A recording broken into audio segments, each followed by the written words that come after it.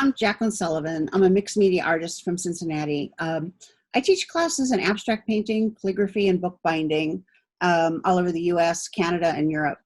I love texture, and today I'm going to show you how I achieve texture with watercolor paints. So I'm going to be working on Aquabord, which is a watercolor board made by Ampersand. And I'm going to make an abstracted landscape. And this is watercolor over texture. So hopefully you can see some of the texture that's on there under with watercolor over the top of it. We don't usually think about texture when we think about watercolor. It's usually done on a flat white paper surface. But by prepping the board with light molding paste, I am able to make the texture. And because the molding paste dries to a flat absorbent finish, it will take water media. So I'm going to plan that my horizon line is about a third down, because we always want to do stuff in thirds. And so I'm going to start right about here. And it's just kind of like icing a cake. I'm going to take my palette knife and just smear the light molding paste onto the board. If you've got some like little holes or spaces that you miss, it really doesn't matter, because this board takes water media so well. Your paint will just go down in there and be fine. And you can make this into any kind of texture you want. I often will use it with stencils. You can stamp into it. It's really versatile media. You can also use it with your acrylics. But just put this down and make your texture however you want it to look. You can, make marks into it. If I wanted this to look like trees and grass, I could actually do that texturally here. But just get it all down. And I'm just doing it on the lower 2/3. Once you get it to where you like it, you need to let it dry. And the best case scenario would be that it would dry like overnight, so it can really cure. If it feels cold to the touch at all, it's not dry. It's not a media you want to use a hairdryer on, particularly when you're working on a board, because the hairdryer sort of seals the top, because there's no air circulation coming from underneath with the board.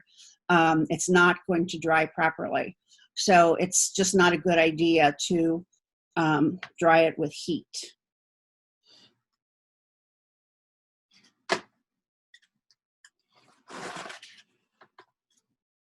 So I've got a board here that I prepped previously.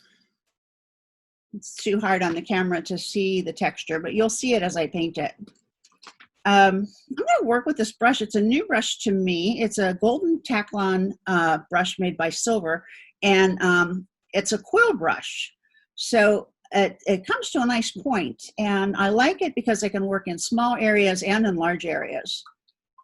So, and I'm going to kind of work wet into wet here. I'm going to start on the bottom part, and I'm just going to make this just moist with water. It doesn't have to be wet, wet.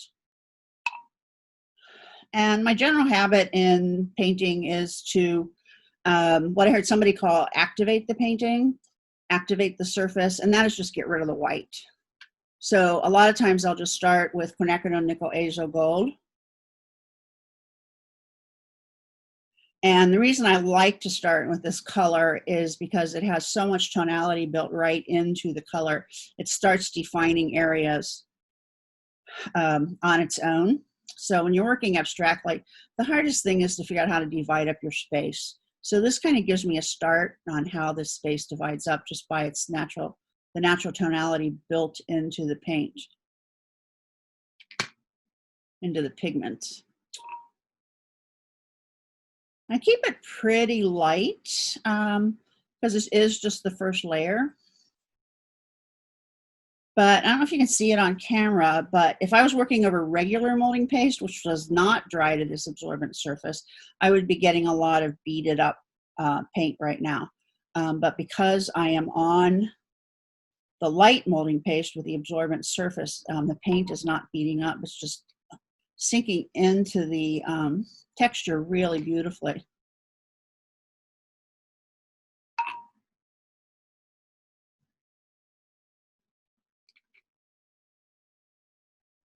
The best thing to do is just try not to think about what you're doing. Just let the paint flow, and you know, just get into the zone. There's nothing more mesmerizing for me than watching the color flow into a wet, moist area.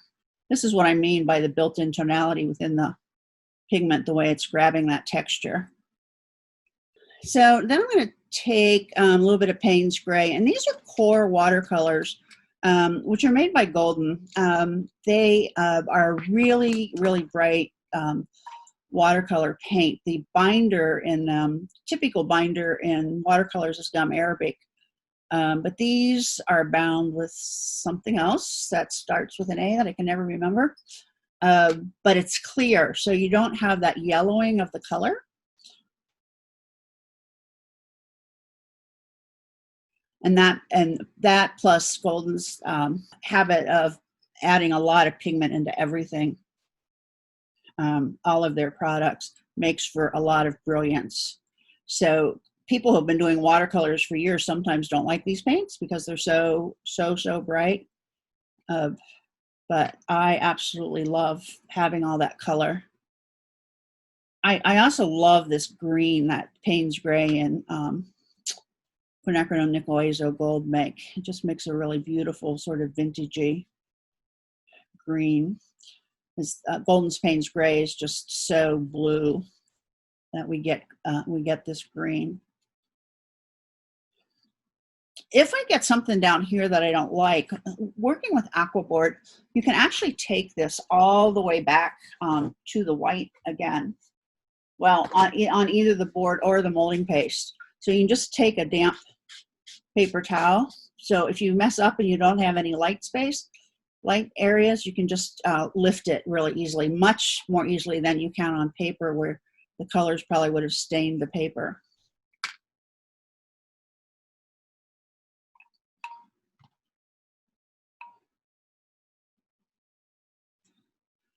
So now for the sky, I am going to start with phthalo blue.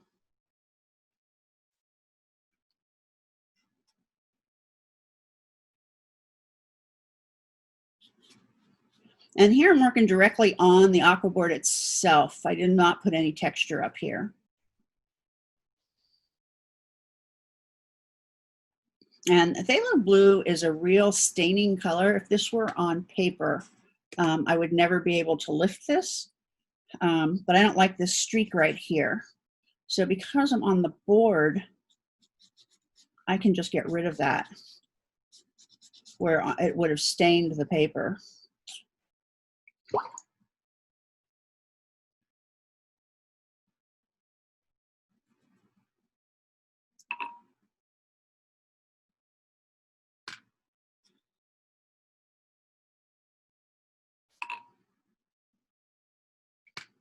This is really wet over here. I've actually got puddles, which would be just fine if we had all the drying time in the world, but I'm going to lift some of it.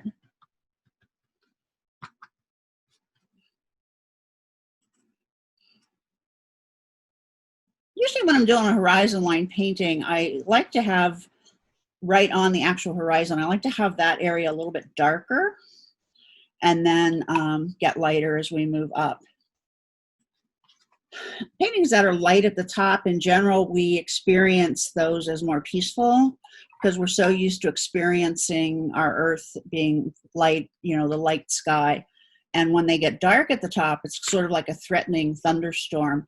So it adds some mystery and I don't want to say negative feeling, but a little bit more drama to your paintings when you have the dark at the top and the light at the bottom. It's just whatever kind of mood you want to portray. I'm going to go back in here. I've got some cobalt turquoise.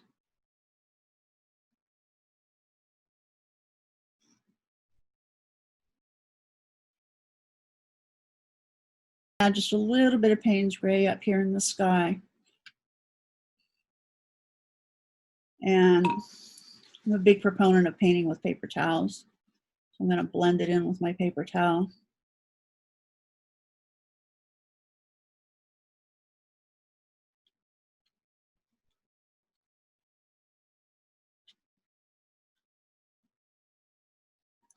And then I don't like this huge separation between the top and the bottom where the color, all the blue is at the top and all of the warm colors are at the bottom. So I can try just adding a little bit of blue here and there, and that'll kind of unify the whole painting and put it together a little bit.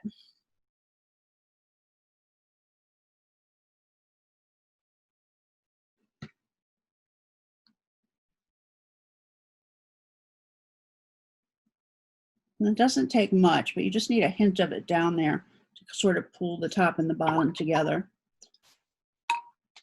And then oftentimes if I need to lighten anything up, I'll go to these Marabou art crayons, and they're a water-soluble wax crayon. So this is a white, and I use the white a lot.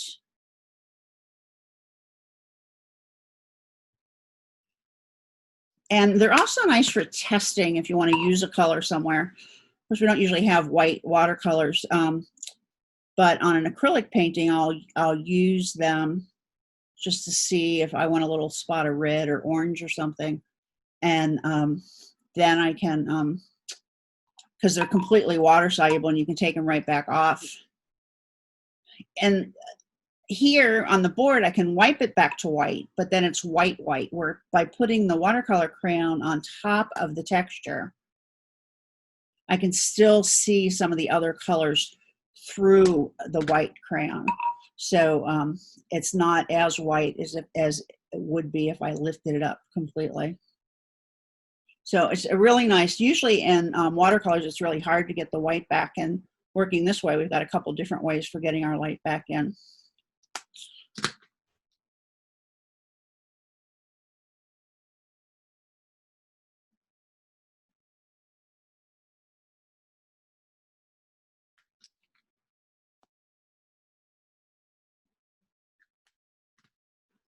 And if I wanted to like brighten this like sort of like tree line up here, I could use this bright green color.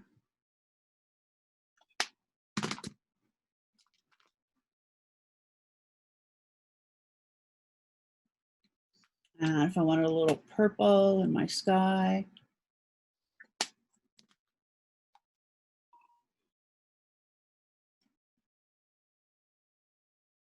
See how nice and water soluble they are? They just bleed right in there.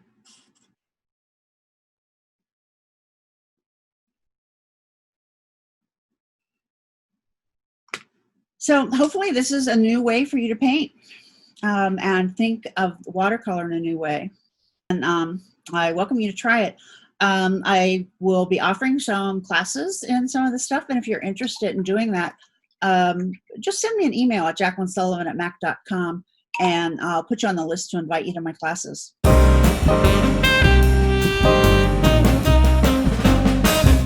Hello and welcome. My name is Jodi Reeb, and I'm coming to you from my studio in Minneapolis. And I love working with encaustic paint as well as sculpture. And I've been a teacher and mixed media artist for 23 years. I'd like to show you some of my favorite painting processes today using encaustic medium and paints with printed tissues. On my favorite substrate, which is Ampersand Encausticbord, I'm going to show you now some examples of my work. I like to work with photographs in my work, and these are printed on tissue paper. So I'm going to show you how to do that now. This is a little sample of Encausticbord, and it's a wonderful mixed media platform because you can draw on it before you put encaustic paint. And I'm just going to do a little bit here with some pastels, which I can see that you can't really see that. But this media is wonderful because the board is very absorbent, and it allows encaustic medium to really soak into the surface. In fact, it was created as a collaboration between R&F Handmade Paints and Ampersand to create the perfect surface for encaustic painting. And here, I'm beginning by adding some encaustic medium, which is the building block of any painting. And I don't know if you can see that there, but I'm just beginning with the encaustic medium, which is a combination of Damar resin and beeswax. And each layer, as you're working, needs to be fused. And fusing is applying heat, and I'll do that now. The beeswax and Damar resin combination melts between 160 to 220 degrees. And the encaustic board is covered with a gesso that is very absorbent, and that way the paint will really absorb into it. And I just wanted to show you an example. So I'm starting with the encaustic medium, but then I'm going to do an underpainting. And here is an example of an underpainting, so you can get very colorful if you want to. And I'm printing my photographs of pollinator-friendly plants on tissue paper that I'm running through either my laser printer or my inkjet. And I'm doing that by taping the tissue paper, it's archival tissue paper, to a carrier sheet and taping it on 3 sides. And literally you can actually print on any paper that is natural based. And so I'm going to do that by starting with my underpainting. So I'm adding the encaustic medium onto the substrate. And then I'm going to fuse it, which will have the paint adhere really well to the encaustic gesso that's on the board. And it also gives a lightness behind my paintings. So I'm going to cover the entire board. If you can see that, there's some texture there from the drying, cooling wax. And now I'm going to fuse it. And this is a step that you need to do every layer every time. And this makes the wax sink down into the texture of the painting and will be a good solid base for the rest of your layers. So I've got 2 layers of encaustic medium on here. And now I'm just going to begin sort of hand coloring my photograph. So I'm going to put some blue in the sky and maybe some green for the foreground. And I've got the paint here on a heated palette. The paint comes like this in a, basically, I call it like a tube of paint, even though it's not, but this is beeswax with pigment. And if you're working on a heated palette, you can just rub this paint right onto the surface, which is heated up to 200 degrees. And then I can just paint just normally with this while it is molten. So I'm going to begin by putting some texture in the sky. And as the paint cools, I need to go back and reload my brush with the molten paint. And let's do some for the bottom. And this paint is also very translucent because I've got more encaustic medium with it. So you can have more opaque pigment by using it sort of straight out of the tube. This is turquoise blue, and it has pigment as well as resin and beeswax. So I'm going to fuse this layer here as well. And I'm going to work the entire painting to make sure it has good adhesion to the lower level.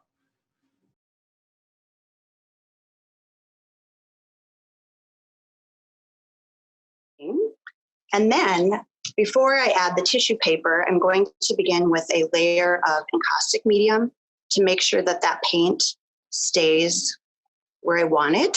It doesn't bleed through to my tissue paper.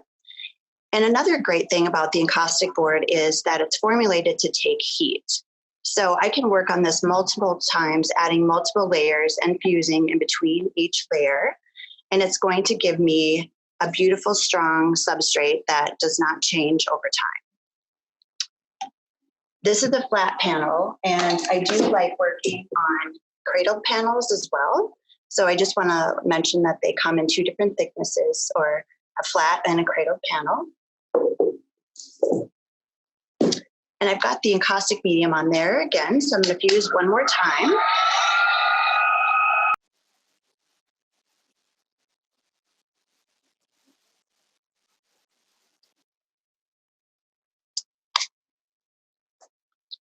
And you'll notice that once I add the encaustic medium, it also mutes the colors.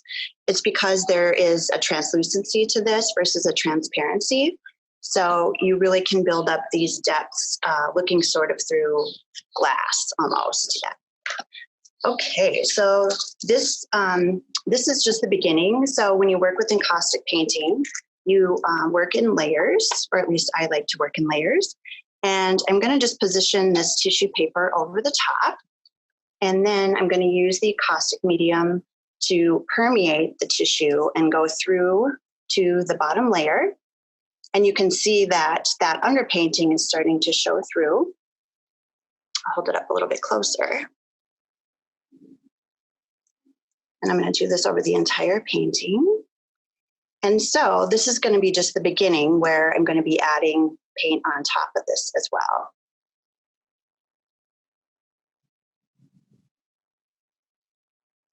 So I just feel this is so much like magic once you get to have that underpainting and sort of collaborating with your painting. And I do go for that in my work where it's kind of half a painting and half a photograph. I want them to sort of work together and not just put encaustic painting over a photograph. So again, we're going to fuse.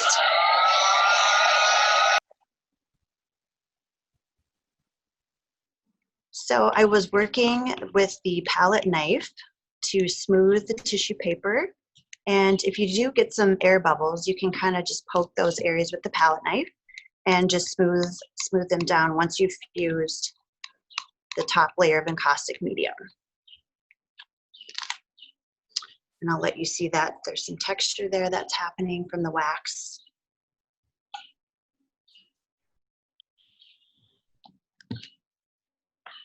So I can come in now with more paint and just give my sky some more of a opaque layer here.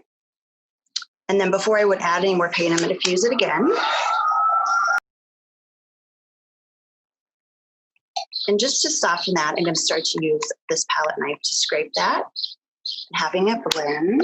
I'm just going to show you this here so you can kind of see a little bit closer. And then the Encausticbord is, to me, an interesting story because R&F Handmade Paints collaborated with Ampersand to create this perfect substrate, because when this became more well-known at about 30 years ago as far as encaustic painting went, the substrates you can work on are hardwood or anything that's absorbent, but there wasn't anything commercially made. And so now we have the perfect layering process. So again, I'm going to heat this up.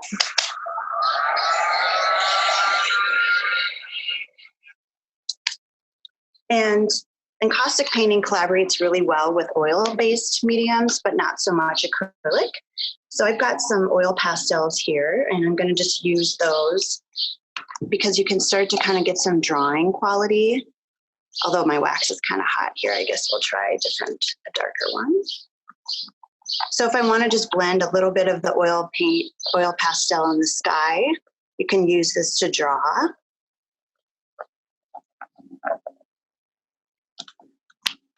And one last product I want to show you is oil pigment sticks. So I've got a close-up of a tree painting here. And oil pigment sticks are linseed oil with pigment and some beeswax. And this is mine. This is how it's well loved and well used. And then this is what it looks like brand new. And this is formulated to pull up the surfaces on the wax. And you can use this as a painting medium as well. Lots of oil painters love this. And what I'm doing is I'm just pressing this oil stick into the grooves of the painting. And then for the most part, I'm going to wipe this off. So it's almost like an intaglio painting. The difference with this is that you can get some really nice soft color on your paintings, where the encaustic paint has more of a hard edge to it. And it just gives it this sort of ethereal, foggy beautifulness that I love. And these really work well together. So I could use these pigment sticks on these paintings as well, and just kind of blending in some of the green areas if I wanted. So I'm just going to wipe this a little bit more. And I'm leaving some white area in the middle of my painting to create the focal point. Whoops, keeps scooching away from me there. And since it is oil-based, you can also remove some areas if you want to using either like a baby oil or a walnut ink. Anything that's a natural oil works really well. And there's also something called a blending stick that RNF makes that you can use as well. So this painting is getting really quite thick on the side, if you can see that there. And I've been fusing and fusing, and it really holds up well without warping. That's what I love about the Encausticbord. So it's a great mixed media board too. You could just be painting on that with acrylic or charcoal and do that a beautiful layered painting before you do the encaustic painting on top of it. So, and as a last step, we're going to fuse even the oil pigment stick. So I'm going to do that lightly. And this is going to get absorbed into the wax, basically melted into the wax, and then it will become stable because the oil paint takes a long time to oxidize or dry.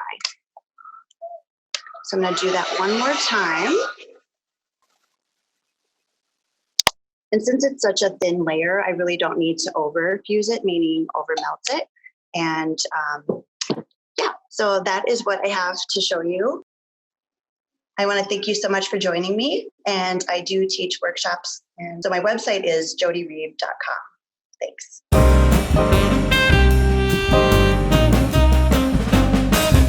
My name's Micah Goguen. I'm a mixed media artist from Macon, Georgia. And today I'm going to share a very gratifying process, including a variety of products. I teach a lot of different workshops in multimedia, and I like to keep things at different learning levels. So I teach anyone from beginners to intermediate. So let's take a look and see what we have in store for today. Today I'm going to be doing a monoprinting painting, and you can see the iridescent qualities that are on this. I used a variety of products. I'm actually going to use a printmaking process and then embellish on top. But this is the finished piece, just a very soft abstracted landscape. And I'm going to set that aside. And today, as far as products go, I'm going to be working surface on an Ampersand Gessobord. This is a superior stable substrate. Everything is treated with Archiva Seal, which is exclusive to Ampersand, and it is their archival and acid-free coating that will ensure that your artwork stays presentable for years to come. This is a 6x6 panel that I'm going to be working on, and I'm going to be using it as a print plate. For the printing, I'm going to be using gel press gel plate, also 6x6, so that way I can pair them and couple them up beautifully. And as far as the paints, I'm going to be using Golden Open Acrylics. Golden Open Acrylics have a slow drying agent which allows them to stay workable for hours, and you can achieve different qualities and effects that were once only able to be accomplished by using oil paints. Today I have several colors I'm going to review with you. I've got everything set up here on a little glass palette, including my gel plate. And I'm going to be using, for my mark making tools, just 2 silver brush. This is from the Bristlon series. I've got a number 6 flat and a number 2 bright. And I'm going to be using those to apply my paint. And then I'm going to come back to embellish with a little bit of iridescent bronze and a little bit of CT interference green and blue. So I'll revisit these products shortly.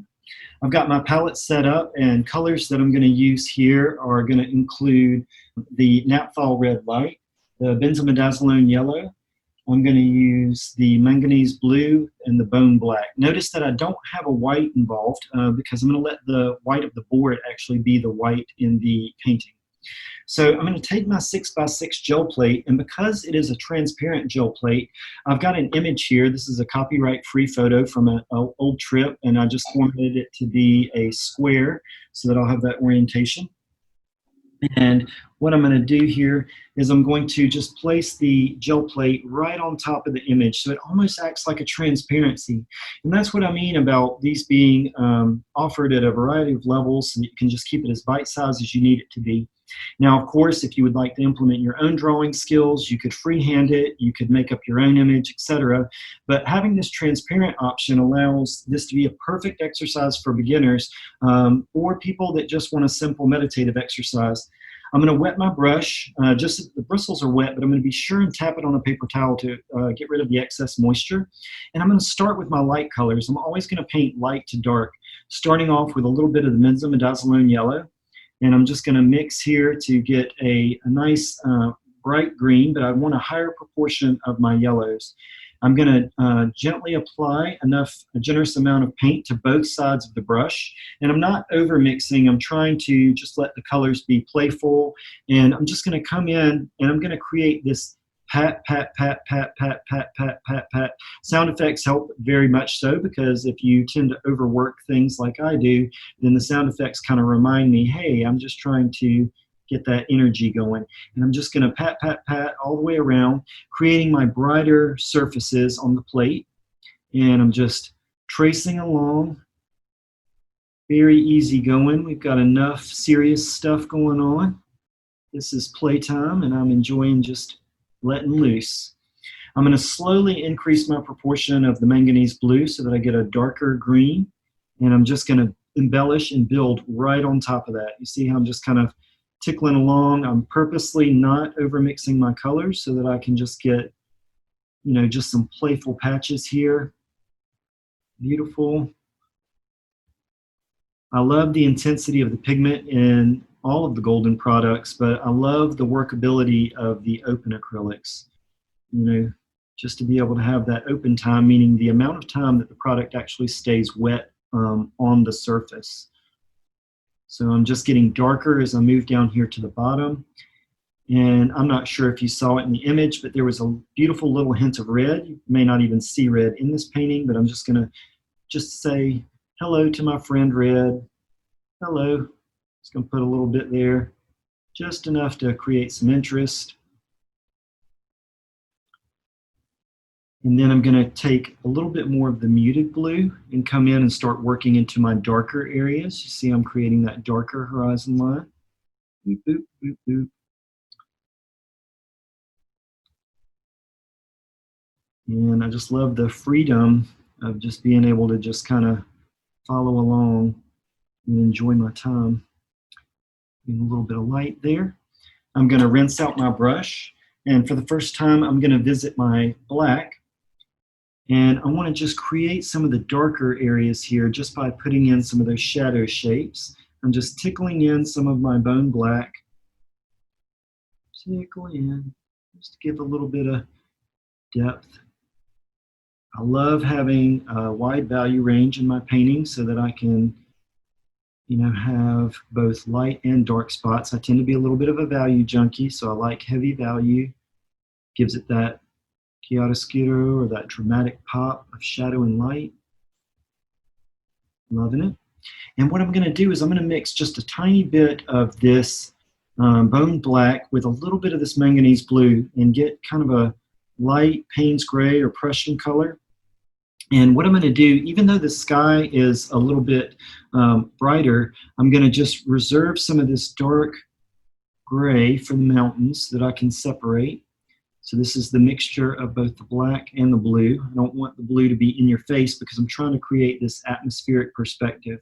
And that just means that the colors get more dull as they diminish away from you. Very nice. Get some of that playful energy. I'm going to get a little bit more blue, but still have a little bit of black tied in there. And I'm going to pat the dark parts of my cloud. Pat, pat, pat, pat, pat. Boop, boop, boop, boop, boop, boop, boop, boop, boop, boop. Feel like the Charlie Brown adult. Womp, womp, womp, womp, womp, womp, womp. So I got my little brush strokes going on. And now I'm going to just put some light streaks of Payne's gray here in the surface. Now the sky would be white, and because the panel's white, I don't want it to be straight white, so I'm just taking some of this residue from the bone black and I'm just mixing it in on the plate. It's very thin, it's very transparent. It's going to allow for some really beautiful beading and bubbling to happen on the plate so that I have a stained, antiqued surface, but not overly worked. And I'm just being just real playful. And I'm remembering that this is just a layer. You know, there's no stress or tension added to this process because I'm going to further embellish it throughout the process. But this just allows me to play and enjoy the capabilities of the gel plate and all the abilities that it can do as far as the printmaking and the layering go. So much fun. Okay. And then once I feel like I have a good coverage, I'm just going to pop in some areas here, make sure that I've got most of my little areas covered. And then what I'm going to do to print is I want to create a registration. Now, what is a registration? Registration means that I want the plate to line up with the substrate as evenly as possible. So I'm just going to use my thumbs to guide over this image as evenly as possible. And then once I feel like I've got a pretty good lineup, I'm just going to deposit the image on top. And I could just press this way, but what I'm going to do is I'm going to lift the tape, got just some painter's tape down for the surface, and I'm going to flip the plate over like so. And I'm just going to get this squishy goodness all over, and I'm just like very gratifyingly pressing the plate down to make sure that there's even distribution. Now, if I had done it the other way, because of Ampersand's superior stability, the plate could be a little bit too firm and it wouldn't get a good press to the plate. But with this way, I can just squish that plate right into the board.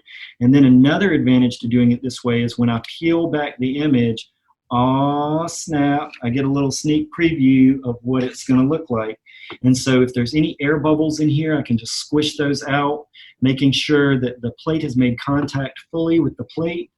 And I just get this really exciting mark making that I would not be able to achieve any other way than this fun printmaking process. And then when you feel pretty satisfied with it, we just peel back the plate and we have all that dimensional goodness waiting on us. And so I'm just going to set this one aside, and I'm going to bring out our friend that we have that was pre-dried that just has a little bit of a watercolor effect to it. And then I'm going to flip my palette around here because what I would like to do now is I'd like to introduce a little bit of the iridescent bronze. And I'm just going to put some of that down. And then I'm going to put a little bit of my CT interference green blue.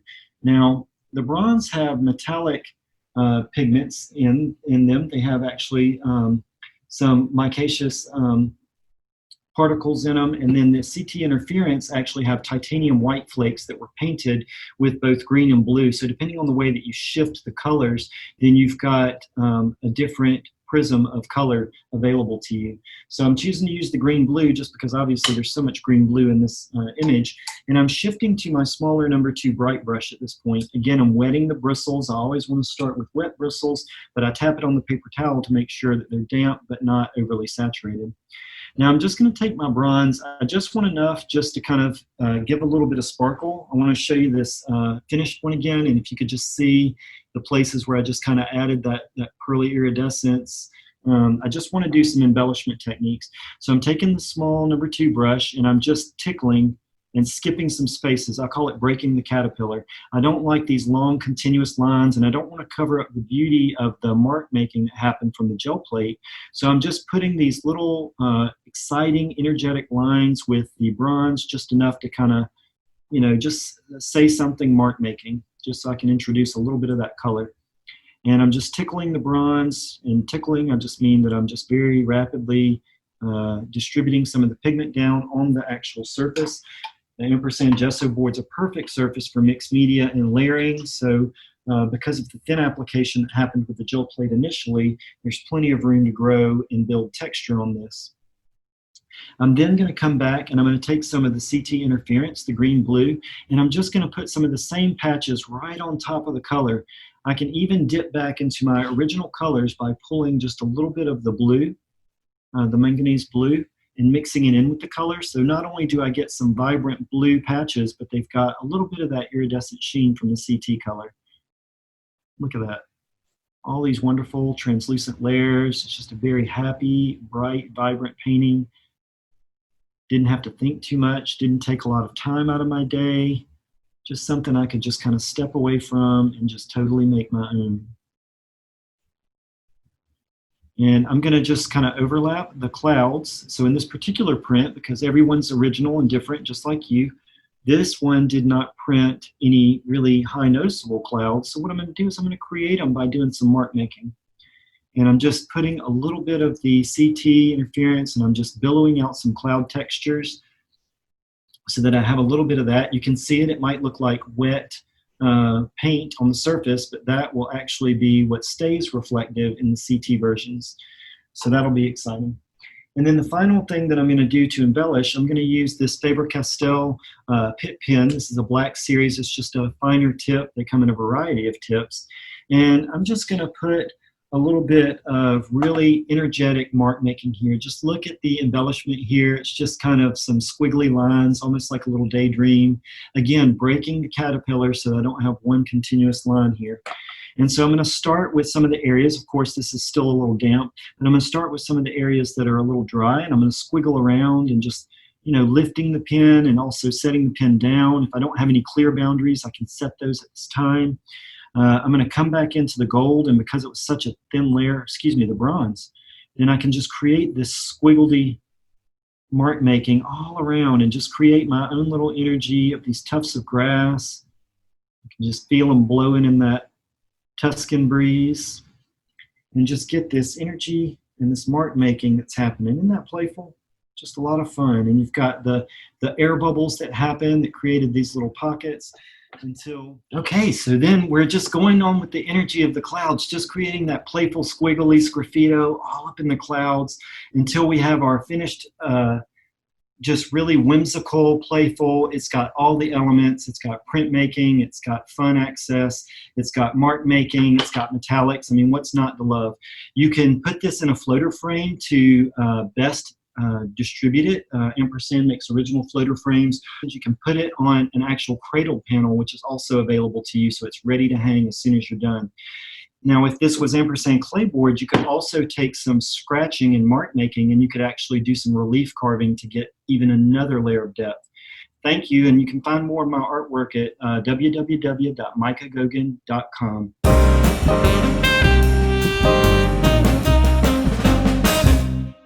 Hello, thank you for watching. I'm Frances Tyler, an international artist and educator based in Fort Lauderdale, Florida. My work often includes influences from nature and my travels. I work primarily in acrylic and watercolor, but teach a variety of techniques, including image transfer, which is what we'll be doing in this project. What is an image transfer? Well, an acrylic image transfer takes the ink from a photocopier or print and it adheres it to another surface using a medium or a paint. Let's switch to the overhead and I'll show you what we'll need for this technique. You'll need an image to transfer, a surface, a medium, a brush to apply the medium. You can optionally add a sponge to help remove the paper. And you'll need scissors to trim it to size. Lots of different types of images can be transferred. High contrast toner-based images, like this one, provide the sharpest, clearest transfers. I'm using a laser print of a photo I took in Sedan, France, while in Europe for a residency. Many different acrylic paints and mediums can also be used to transfer printed images. The thinner gels consistently work the best. I'll be using golden matte medium. Remember, you can even tint it if you'd like. I'll apply the medium to my Ampersand Claybord surface using this 1-inch flat golden natural paintbrush. And here's my surface. It's a 5x7 Claybord panel. Now, I'm going to clear all of this away and begin. Here's my Claybord panel, paintbrush. I'm going to first take the scissors and trim my image, removing the excess paper. This image has been resized to fit my 5x7 panel. I'll leave a little edge here on the corner just so it'll make it easier for me to grab to remove later.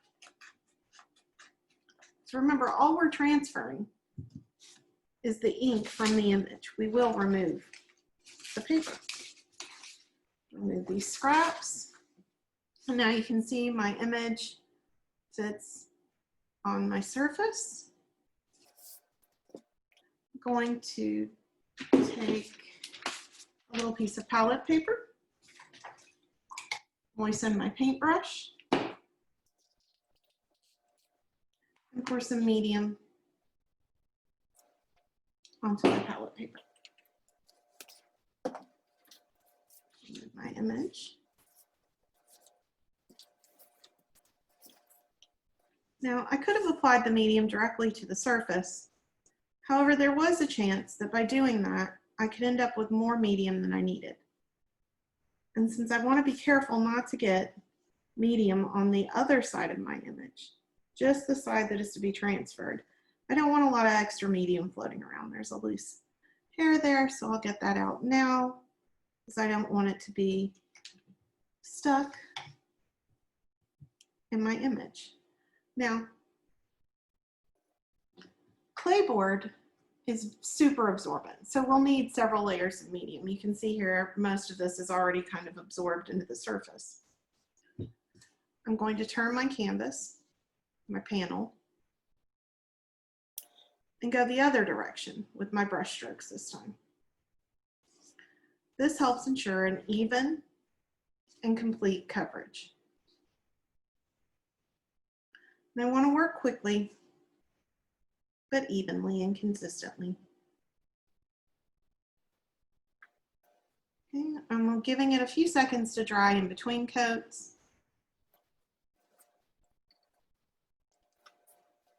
And then one final coat, again in the opposite direction of my last coat. And as there may be brush strokes visible, and this is a landscape, I'm going in the direction of the horizon in that photo, so that if you do see the brush strokes, they won't be distracting. They'll go in the same direction as they do in the horizon of the image. I chose Ampersand Claybord because it's rigid and won't warp, even with many layers of thick paint or medium. Put back down. I see where I was holding it, there's a little gap in the medium. More medium there. Let this dry for just a few seconds. A little bit of debris there. I don't want to leave that in. Since this medium will dry clear, anything left in the surface will be visible.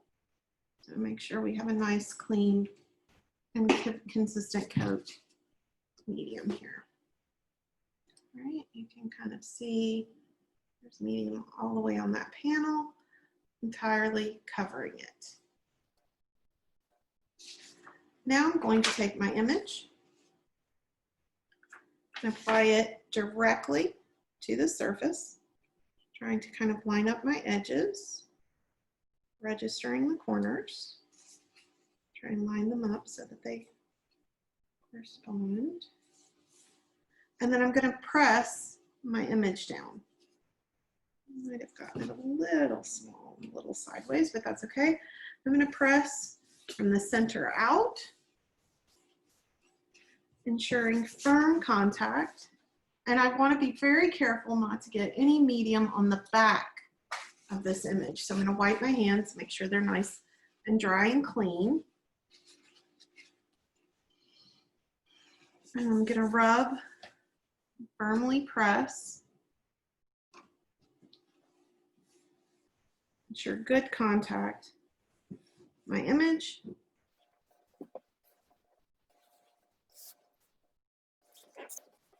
Claybord is very smooth and absorbent, creating clear transfers because the image can make good, even contact with the surface. Make sure to rinse your brush. You never want to leave acrylic medium drying in your brush. And this Golden Natural brush has a really beautiful, firm, but not too firm. It has a nice spring to it. Bristles. And they hold a good amount of medium and water. Okay, now I'll begin by peeling back one corner. And this removes the paper, but you see the image, the ink, is still adhered to my surface. And notice that I'm peeling my surface, peeling the paper back from the surface, kind of parallel to the surface. I don't want to pull straight up. If I pull in this way, I might rip the image. By pulling gently back against the image, the paper is coming off in these nice big pieces, leaving the image behind. Repeat this on each of the corners, and you can see most of the image has been transferred. And actually, this is coming off quite nicely. It is upside down, so if it looks a little funny, that's why. But I've got a really nice peel here. You can see, I will hold it here at an edge, on the edge, so that you can see that I'm peeling right back up against that surface. Gently but firmly, one even motion.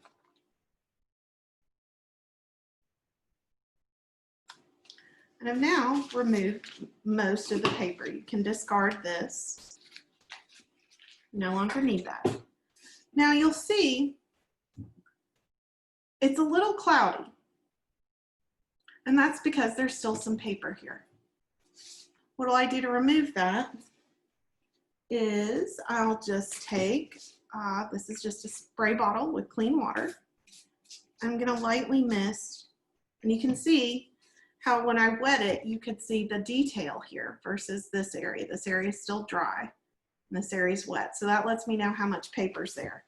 I don't want to saturate it too much, but I just want to gently rub with my finger and remove that extra paper. You'll want to rub firmly and gently.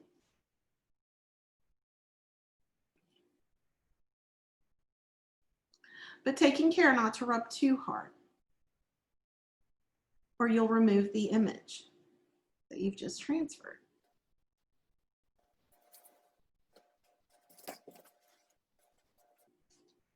Oops, I rubbed a little hard right here, but that's okay. A little bit, it's one of the trees that's off in the distance, so it was a little faint anyway. And I will be adding paint and mediums on top of this later.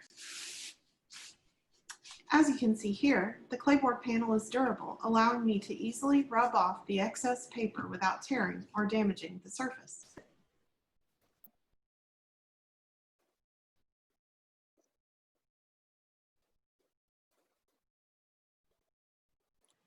And don't panic if you've accidentally rubbed too hard in an area. Just move on. And you can always touch it up with a paintbrush or ink. Or you can embrace it as adding a little bit of a distressed element and character to the image. It might make it look a little more vintage or worn.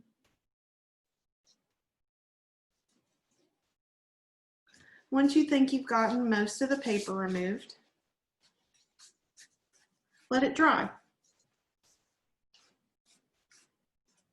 If you end up with any areas that are a little opaque still, like here, you know that you have a little paper left in that area. And again, we don't want to remove the ink, the image, just the paper. The ink is now embedded in that medium that we applied just a few minutes ago. Here you can see I've removed the excess paper, leaving a slightly distressed image behind. I love the texture that's being created here. I'm pretty happy with this. So now I'm going to glaze it with a fluid acrylic.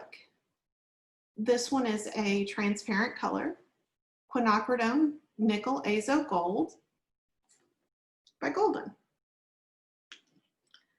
It's a warm, deep yellow orange color that makes a really beautiful transparent glaze when thinned and applied. I can even thin it and apply medium.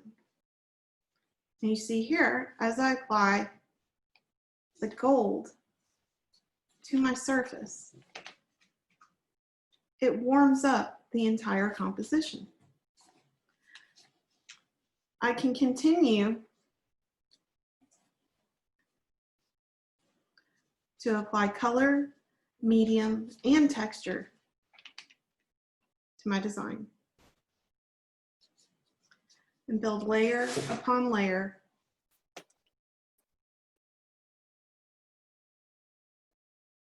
Thanks for joining me. I hope you enjoyed it and learned something new. Visit my website or follow me on Facebook and Instagram for more videos and classes.